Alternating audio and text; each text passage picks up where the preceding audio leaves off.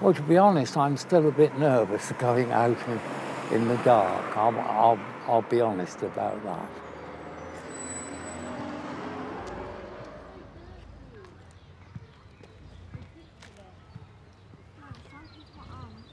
The statistics are so high, and it's actually quite scary, like when you go out, not even for yourself but for like the people you know, and I can't imagine how scary it must be for like our parents. James was very excited coming to the UK. When you're in Jamaica and you're coming abroad, you're thinking, I'm going to a foreign country. We held a Halloween party on Scar Green Field a few years ago, and a couple of the local young lads seen a yellow jacket walking across the fields, and they were like, oh, we're off, here's the plot. And we said, it's only Jackie. You know, Jackie's been in the school with you since you were that big. And they were like, oh, that's sound, then we'll stay. Well, I was on my mobility scooter going up to the shop, actually, and I couldn't get between the lamppost and the curb edge because there was a guy stood there. So I said to him, quite naturally, excuse me, can I get by, please? One of police's key roles is to reduce crime, and just doing enforcement doesn't get that. Police have to get into communities, they have to get into schools, they have to get into youth centres.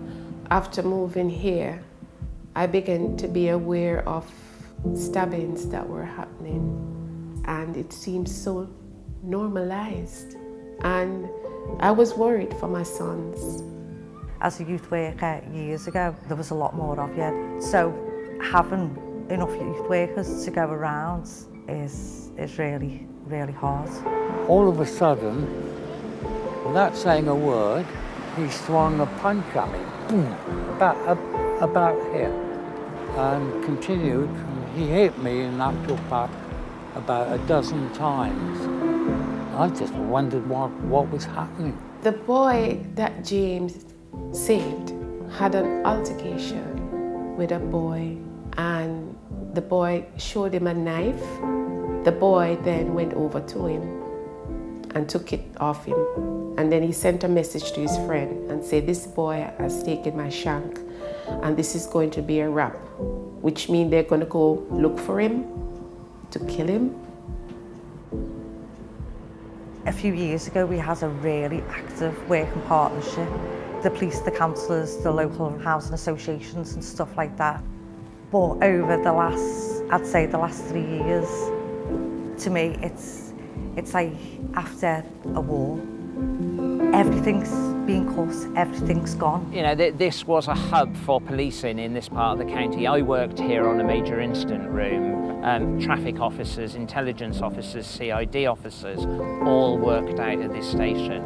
The Conservatives reduced the amount of money spent on policing.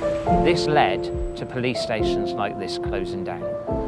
Everything's going downhill very fast. And I mean, on the incident with me, and believe me, there's far worse that is happening than what happened to me. They came looking for that boy.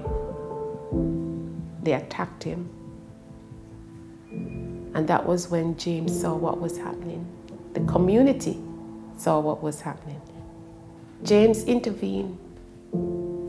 They ran, except the one that remained.